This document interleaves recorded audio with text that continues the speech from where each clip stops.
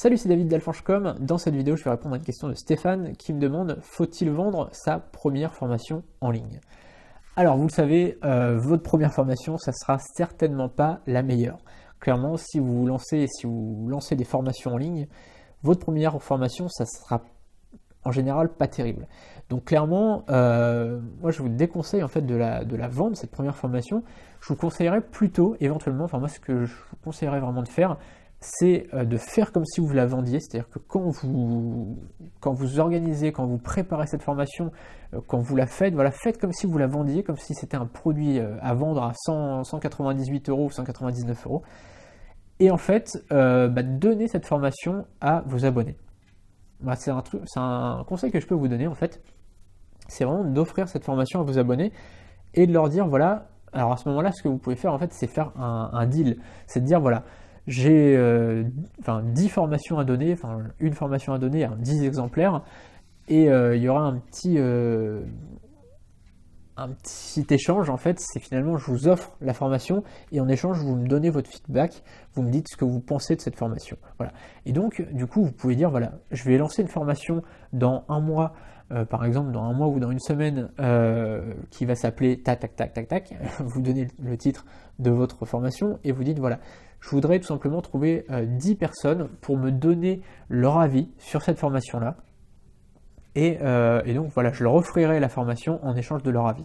Et donc ça peut être pas mal, non seulement parce que vous allez pouvoir du coup grâce à eux retravailler la formation, c'est-à-dire qu'ils vont vous dire ouais le son il n'était pas terrible, il faudrait faire un truc, il faudrait acheter un micro parce que le son il n'était pas terrible, ça grésillait, etc.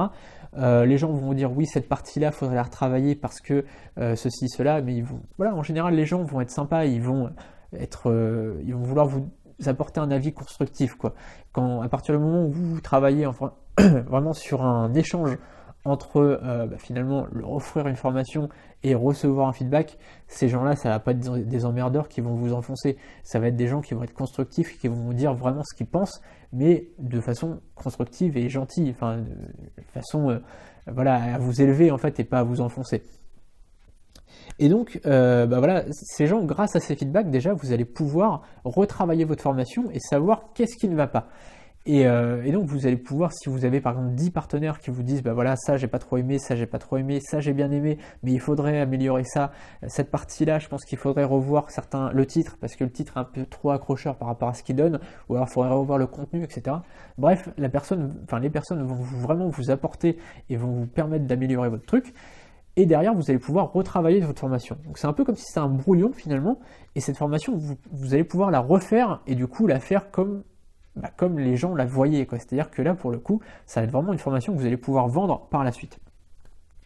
Cette formation-là, peu importe si vous la vendez pas beaucoup, c'est pas grave. Le but, c'est vraiment déjà de s'entraîner et d'avoir déjà des partenaires. Parce que ces gens-là, qui vont vous donner leur avis finalement, c'est des gens qui vont pouvoir par la suite bosser avec vous, qui vont pouvoir acheter vos formations et vous donner leur avis. Moi j'ai des clients comme ça en fait qui achètent toutes mes formations presque et qui me donnent leur avis, c'est-à-dire qu'ils m'achètent la formation et une heure plus tard j'ai un message en disant je trouve que cette formation là tu aurais pu plus travailler sur le troisième point parce que voilà je trouve que tu as un petit peu bâclé cette partie là. Par contre je trouve que la deuxième partie franchement c'est bien, j'attendais pas d'avoir autant de contenu sur cette partie là. Bref, et les personnes, voilà, c'est des personnes, j'ai 3 ou 4 clients qui achètent vraiment toutes les formations et qui me font un gros feedback derrière, avec vraiment comme si c'était un rapport détaillé, comme si je leur avais demandé un rapport derrière. Et ça, c'est génial d'avoir des clients comme ça. Et donc, en faisant cette technique-là, en offrant votre première formation, vous avez des chances pour que ces gens deviennent finalement un peu des acheteurs fidèles, mais plus que ça encore, c'est-à-dire presque des testeurs, presque des ambassadeurs de vos produits. Voilà, donc c'est fini pour cette vidéo, je vais vraiment me dépêcher parce que je vous rappelle que j'ai un baptême bientôt et les minutes passent et je suis toujours pas prêt, donc je vais vraiment me dépêcher et je vous retrouve dans une prochaine vidéo. Salut!